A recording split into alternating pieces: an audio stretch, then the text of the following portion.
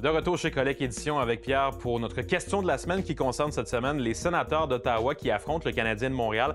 Et parler des sénateurs dans les années 2000, c'est parler d'un fameux trio qui a tellement frappé l'imaginaire. Oui. Moi, c'est dans mes souvenirs, honnêtement, quand j'étais plus jeune puis que j'étais un méga fan de hockey adolescent. Mais Daniel Alfredson, Jason Spezza, Danny Hitley, c'est un trio qui a marqué l'imaginaire, qui a d'ailleurs un surnom que j'avais jamais entendu, la Pizza Line. Est-ce que c'est moi qui manque de culture générale ou j'ai jamais entendu ce surnom-là? Écoute, je m'en rappelais pas non plus. Il a fallu que je fouille un peu, mais c'est super drôle. C'est qu'à l'époque, il y avait une promotion à l'Aréna des sénateurs. OK. Et quand l'équipe comptait 5 buts ou plus, ben, tout le monde présent avait une pointe de pizza. Alors, c'était pas les ailes de poulet à l'époque. Non, c'était des pointes de pizza. Et ça s'appelle le Pizza Line parce que eux autres, ils ont fait en sorte que ça coûtait cher de pizza à l'établissement parce que ça scorait beaucoup de buts. Ben, tout à fait. Ça a été une belle époque pour les sénateurs. Parle-moi donc de la valeur qu'ils ont, ces trois gars-là, au niveau des cartes de hockey, peut-être leurs cartes recrues en particulier, je sais pas. C'est pas énorme, surtout quand on pense à Alfredson parce qu'il est à la fin des années 90, alors ses cartes sont pas super rares. Tandis que pour Spezza et pour Hitley, il y a des cartes qui sont un peu plus dispendieuses.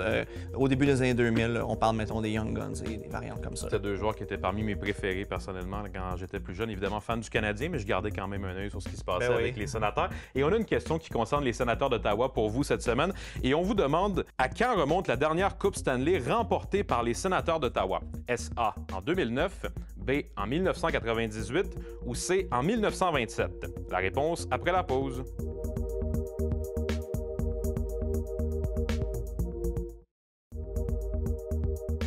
On se demandait avant la pause à quand remonte la dernière Coupe Stanley des sénateurs. Et la réponse est C, 1927.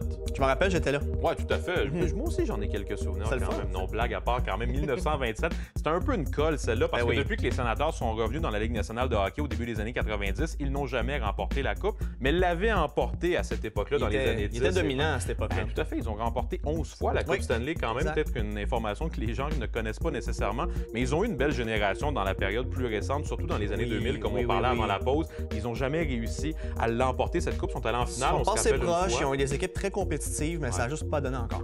On va leur souhaiter que ça puisse arriver dans les prochaines années, pas contre le Canadien, mais quand même, on va leur souhaiter que ça arrive. Merci, Pierre. Merci.